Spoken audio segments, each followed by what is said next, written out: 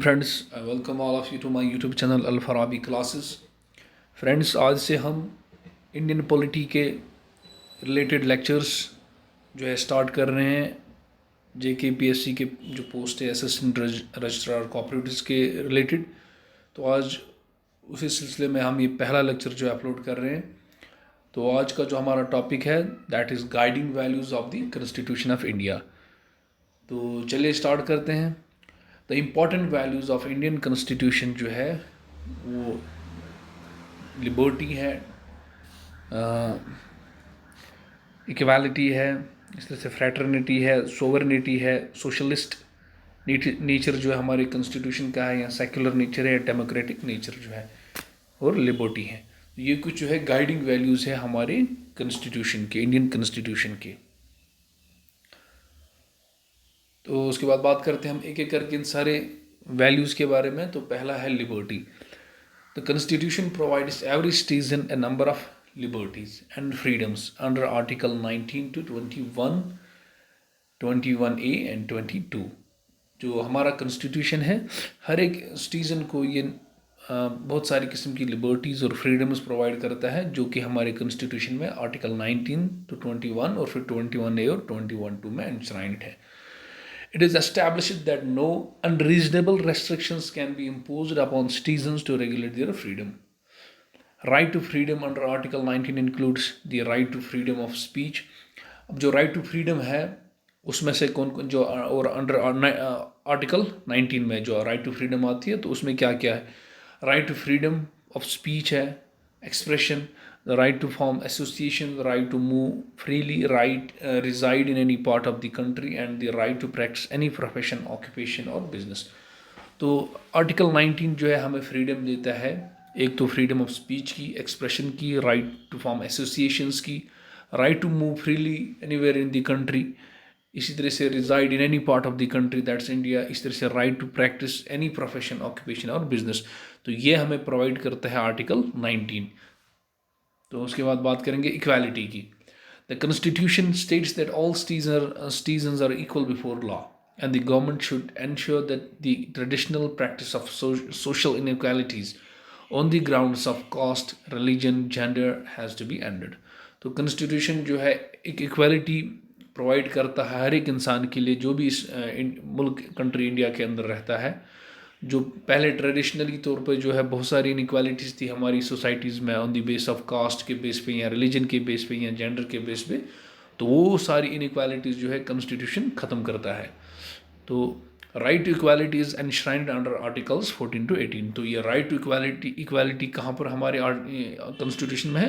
तो ये हमारे आर्टिकल 14 to 18 जो है डील करता है राइट टू इक्वालिटी के of the Indian constitution, which guarantees the right to equality to all persons and prohibits any kind of discrimination against any citizen on any of the grounds of religion, race, caste, gender and place of birth। यानी इनकी किसी को मज़हब के base पे, किसी की race की बेस पे, कास्ट की बेस पे, या जेंडर या प्लेस ऑफ बर्थ की बेस पे कोई उसके साथ इनइक्वालिटी नहीं हो सकती है। तो और ये जो है आर्टिकल्स 14 to 18 जो है हमारे कॉन्स्टिट्यूशन में है राइट टू इक्वालिटी के साथ, यानी वो जो है इस बारे में बताते हैं। उसके बाद बात करेंगे article 14 provides that all persons are equal before the law. तो आर्टिकल 14 क्या कहता है कि all persons irrespective of the religion, caste, creed, colour, they are equal before law, whether black, whether rich, whether white. तो हर एक जो है कानून के नज़रों में जो है इक्वल है। This means that all persons should be equally protected by the laws of the country. Article 15 states that no citizen can be discriminated against on the basis of his, her religion, race, caste, sex और place of birth। तो article 15 में यही है कि जो है किसी भी सिटीज़न के साथ कोई भी किस्म की डिस्क्रिमिनेशन नहीं होनी चाहिए on the base of religion, race, caste, sex और प्लेस ऑफ बर्थ। तो आर्टिकल 16 कहता है states that Article 16 states that the state cannot discriminate against anyone in matters of employment। और आर्टिकल 16 क्या कहता है कि स्टेट जो है किसी के साथ डिस्क्रिमिनेट नहीं कर सकता है in the matter of employment, यानी किसी को एम्प्लॉयमेंट देंगे किसी को रोकेंगे नहीं, ऐसा नहीं हो सकता है।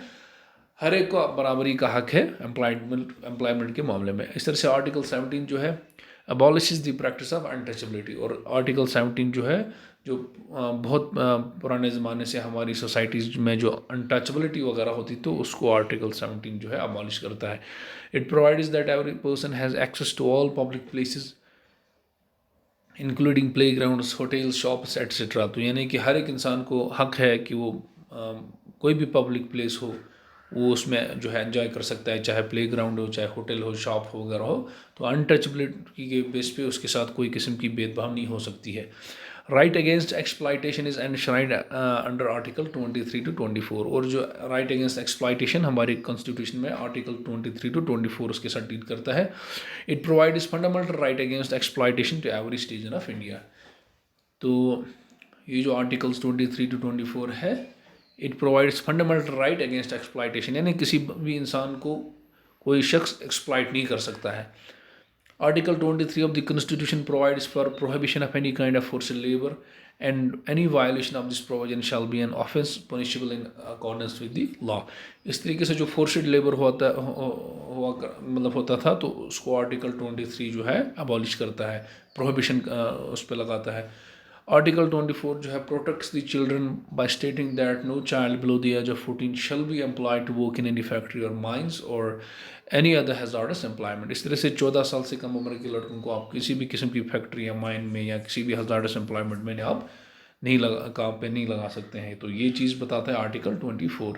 तो इसमें जो है बहुत इंपॉर्टेंट रहेगा ये कौन आर्टिकल किस चीज़ के साथ डील करता है, तो एग्ज़ाम पॉइंट ऑफ व्यू से ये चीज़ें इंपॉर्टेंट हैं। उसके बाद जो सोशलिस्टिक नेचर है हमारे कॉन्स्टिट्यूशन का, वो क्या कहता है, in a socialist country citizens have the right to property but the government should regulate it by law. The socio-economic activities to reduce inequalities in the society and hence every citizen has equal right to share the resources of the country। तो socialistic nature में जो है, जो मुल्क के जो country के जो रिसोर्सेज है उन पे हर एक इंसान का हक होता है और एक सिटीज़न जो है उसको राइट है कि वो प्रॉपर्टी ओन कर सकता है और गवर्नमेंट जो है उसको रेगुलेट कर सकता है इन चीज़ों को। The concept of social justice was adopted by the 42nd Amendment of Constitution that enables courts to uphold the provisions to remove economic inequalities in our society। और जो कॉन्सेप्ट ऑफ सोशल जस्टिस जो है ये adopt हुआ 42nd amendment में जो है ये अडॉप्ट किया गया था। दैट एनेबल्स कोर्ट्स, जो कोर्ट्स को मुख्तार बनाता है किस चीज़ पे, to uphold provisions to remove economic inequalities in our society. उसके बाद जो सेकुलर नेचर है हमारी कॉन्स्टिट्यूशन का, India is a secular country, there is no official religion. तो सेकुलर होने का मतलब ये है कि कोई ऑफिशियल रिलीजन नहीं है इंडिया का। There is no official religion of the government and the government treats all the religions equally. तो गवर्नमेंट की नज़रों में जो है हर एक मज़हब इक्वली है। Article 25 to 28 provide right to freedom of religion for every citizen. This is a fundamental right that allows every individual a freedom to live by their religious beliefs and practices as they interpret these beliefs। तो इन्हें हर एक इंसान को जो है हक है कि वो कोई भी मज़हब का, किसी भी मज़हब का जो है पालन कर सकता है और इसको ये हक हमारा कॉन्स्टिट्यूशन देता है और आर्टिकल्स 25 to 28 इसके बारे में बताते हैं।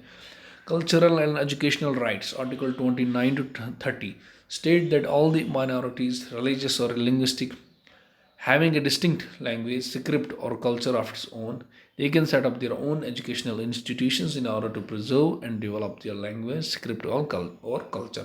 इसी तरीके से जो है कोई भी हाँ जो है माइनॉरिटीज़ हो या कोई भी किसी पर्टिकुलर रिलीजियस या लिंग्विस्टिक, कोई भी बंदा जो है कोई भी तबका जो है अपने कल्चर को, अपनी लैंग्वेज को, अपने स्क्रिप्ट को बचाने के लिए जो है एजुकेशनल इंस्टीट्यूशंस सेटअप कर सकते हैं अपने कल्चर, अपने हेरिटेज, अपने स्क्रिप्ट वगैरह को, अपनी लैंग्वेज को बढ़ाने के लिए, प्रमोट करने के लिए।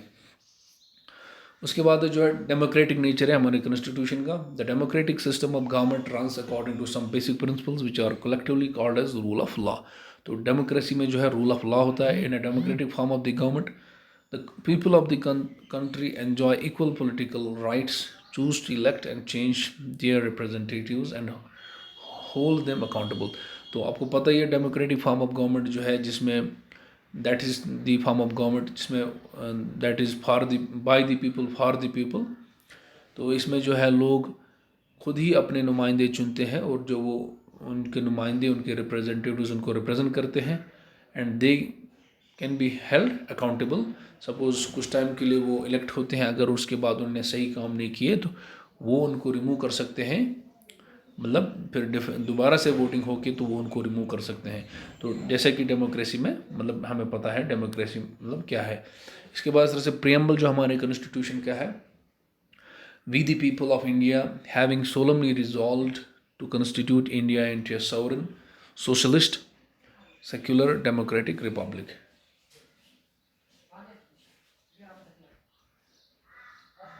And to secure to all its citizens justice, social, economic, and political, liberty of thought, expression, belief, faith, and worship, equality of status and of opportunity, and to promote among them all fraternity, assuring the dignity of the individual and the unity and integrity of the nation.